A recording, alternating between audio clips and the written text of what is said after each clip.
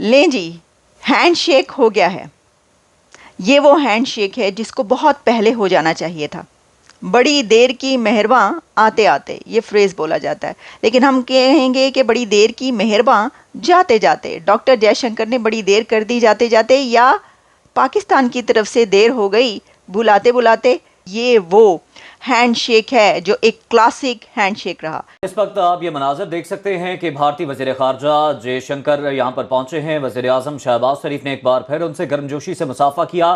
نائب وزیر اعظم اسحاق ڈار بھی ان سے ملے اور ہم دیکھ سکتے ہیں خوشگوار مختصر جملوں کا یہاں پر تبادلہ بھی ہوا اور باڈی لینگویج بڑی اچھی ہے اور بڑے اچھے جسچر دیے جا رہے ہیں دونوں ہی جانب سے. شہباز شریف خود 2 قدم آگے بڑھے ڈاکٹر جے شنکر سے ہینڈ شیک کے لیے. آپ دیکھ لیں، یہ آپ جب روک روک کر دیکھیں گے نا اس ویڈیو کو، جب آپ تھوڑا سا پاز کر کے دیکھیے تو آپ کو پتہ ہی چلے گا کہ سر ایک ہی ہو گیا جے. کیا پی ایم شہباز نے پوچھا تھا، اجازت لی تھی کہ سر یہ 2 قدم میں تھوڑا سا آگے بڑھ کر ہاتھ ملا لوں، کوئی مسئلہ تو نہیں ہوگا نا؟ کیونکہ انہوں نے یہ کر دیا ہے. اب آپ دیکھیں کہ ڈاکٹر جے شنکر کے باڈی لینگویج دیکھیں آپ. بھائی کیا کلاسک باڈی لینگویج رہی ہے پورے ابھی تک کے وزٹ میں.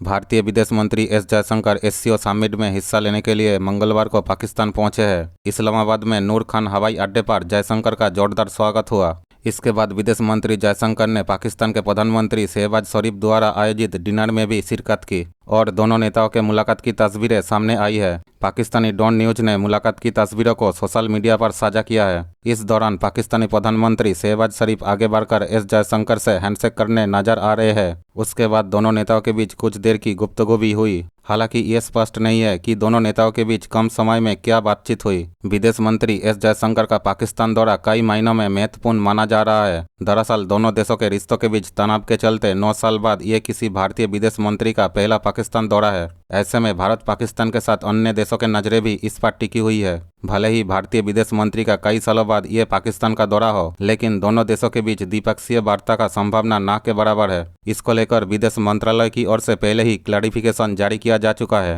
यहाँ पे जो कॉन्फ्लिक्टिंग इंटरेस्ट हैं कि भारत जैसा आप हमारे क्वाड का मेंबर भी है और भारत जो है मगरिब के कैंप में भी है, पाकिस्तान जो है ज़ाहिर है कि वो किसी एक कैंप का हिस्सा नहीं है, वो बैलेंसिंग एक्ट करता है. या भारत हमसे बेहतर पोजीशन में बार्गेन करने की. भारत जो है वो कई लेवल्स पे खेल रहा है और वो समझता है कि वो आने वाले दौर की एक आलमी ताकत है जिसका मुकाबला और टक्कर बल्कि चीन से होगी और फिर आखिर में अमेरिका से भी उसकी टक्कर होगी, क्योंकि उसके पास 1.4 अरब की आबादी है. टेक्नोलॉजी में उनकी सरमायाकारी हो रही है और उसके बाद जो है पूरे कबरा मगरब उनकी मदद कर रहा है, उनका हाथ बटा रहा है. तो वो और रूस के साथ भी वो ताल्लुकात मुनक़ते नहीं करना चाहते. रूस से जो है, बल्कि मैं आपको बताऊंगा कि अगर चीन और हिंदुस्तान की बाहमी तजारत को देखें तो उसका हजम बढ़ता जा रहा है, हर साल बढ़ता जा रहा है और सरमायाकारी भी दोनों के दरमियान मौजूद है. तो वो ये है कि वो मुख्तलिफ़ किस्म के इशारे देता रहता है. अभी जो नरेंद्र मोदी इस समिट में नहीं आए तो मगरब को ये सिग्नल गया है कि जनाब वो SCO के साथ पूरे तरीके से मुत्तफ़िक़ नहीं है या शामिल नहीं होना चाहते. वज़ीर ख़ारजा को भेज दिया और जो बहाना है वो ये कि पाकिस्तान हिंदुस्तान के ताल्लुक़ात कशीदा हैं, तो इस वजह से शायद जो है वो ज़ेरी सतह पे उन्होंने नुमाइंदगी की है. कि जयशंकर साहब ने उन क़यास आराइयों को तो बहुत पहले ही ख़त्म कर दिया था जब ऐलान हुआ था कि जनाब कोई बायलैटरल कोई ब्रेक थ्रू हो सकता है, मेल्टिंग ऑफ आइस की पॉसिबिलिटी की लोग बात कर रहे थे. तो उन्होंने ख़ुद कहा था कि जी मैं SCO में शरीक होने के लिए आ रहा हूँ, 2 तरफ़ा ताल्लुकात के लिए नहीं आ रहा. तो क्या एक्सपेक्टेशंस अब भी होनी चाहिए बाज़ लोगों को? हमारे बाज़ नादान दोस्त सरहद के उस पार भी और इस पार भी यानी कि पाकिस्तान में भी समझते हैं कि गालिबन कोई पॉजिटिव जेस्चर हो जाए. आपकी क्या राय है? हिंदुस्तान और पाकिस्तान के दरमियान जो मुकालमा है मुकम्मल तौर पर मुंजमद है बल्कि मुनक़ते है. तो ये सूरत हाल 2 जौहरी रियासतों के लिए अच्छी सूरत हाल नहीं होती, क्योंकि किसी वक्त भी कोई गलती हो सकती है, कोई हादसा हो सकता है, कोई मिसकम्युनिकेशन हो सकती है. तो ज़िम्मेदार कौमें ये करेंगी कि कुछ राब्ते रखें. मतलब मेरा ख़्याल है कि DG MOs की सतह पे या MOs की सतह पे या जो हमारे जो कमांडर्स होते हैं cross the line of control, उनमें कुछ राब्ते हैं, लेकिन सियासी सतह पे गुफ्त-ओ-शुनीद जारी रहनी चाहिए.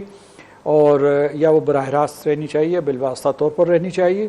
تو میرا یہ نقطہ نظر ہے کہ اگر وہ آئے ہیں جے شنکر تو کوئی تھوڑی بہت ایک قسم کا کوئی دونوں طرف سے اشارہ ہونا چاہیے کہ وہ مذاکرات کو بحال کیا جائے.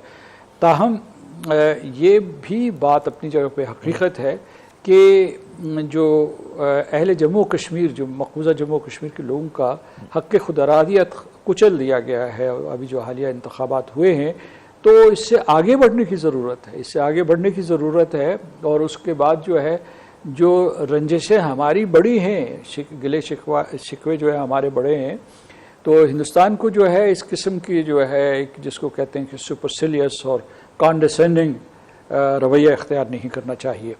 ان کو بھی قدم بڑھانا چاہیے. پاکستان جو ہے یہاں پہ جو 2019 کے بعد بھی آپ گواہ ہیں. یہ مجھے بتائیے کہ ایک جو لوگ کہتے ہیں کہ اب اتنا آسان نہیں ہے پاکستان اور بھارت کے درمیان، جو انہوں نے اگست 2019 میں جس قسم کے اقدامات کیے، تو کیا اس کے بعد جو ہے پاکستان بھارت سے دوبارہ سے اپنے بائیلیٹرل جو ہے معاملات کو شروع کر سکتے ہیں؟ کیونکہ بھارت نے تو ایک نئی ریڈ لائن کھینچ دی نا. اب اگر پاکستان شروع کرتے ہیں، گفتگو بھی شروع کرتے ہیں، تو اٹ مینس کہ آپ اس ریڈ لائن کو ایکسیپٹ کرتے ہوئے کر رہے ہیں. اور یہ تو یہاں پر معاملات کیسے؟ یہ تو ون سائیڈڈ ایک کنسیشن دینے کی بات ہوگی. جی،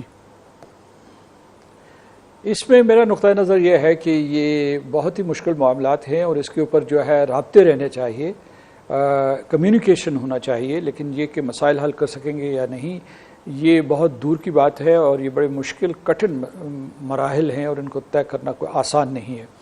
میں یہ کہتا ہوں کہ بعض لوگ جو اس خوش فہمی میں مبتلا ہیں کہ بھارت کے ساتھ جب آپ کے مذاکرات ہوں گے، تعلقات بحال ہوں گے، تو پاکستان جو ایک بہشت بن جائے گا اور ایک معاشی سرگرمیوں کا گڑھ بن جائے گا.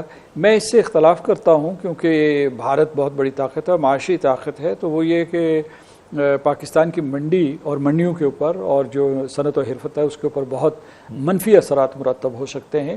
لہٰذا بہتر یہ ہے کہ پاکستان اپنے قدموں پہ کھڑا ہو اور دوسرے خطوں کی طرف دیکھے جہاں اس کے بارے میں کسی قسم کی کوئی جارحیت نہیں پائی جاتی. مثال کے طور وسطی ایشیا ہے، جنوب مشرقی ایشیا ہے، یا اس کے علاوہ مغربی ایشیا ہے، نارتھ افریقہ ہے، یا افریقہ کے دوسرے جو ممالک ہیں جہاں پاکستان کے لیے بڑی خیر سگالی کے جذبات ہیں.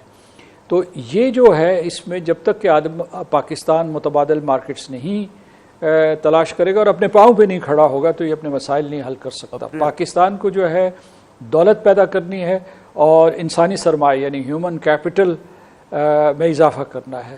یہ جب ہو جائے گا تو لوگ قطار در قطار ادھر آئیں گے پاکستان کی طرف. اپنا مذاق بناتے ہیں، مذاق اڑواتے ہیں، دنیا ہنس رہی ہے، بلکہ ہنس ان پہ نہیں، 2 بلین مسلمان ہیں، سب کے حالات کی.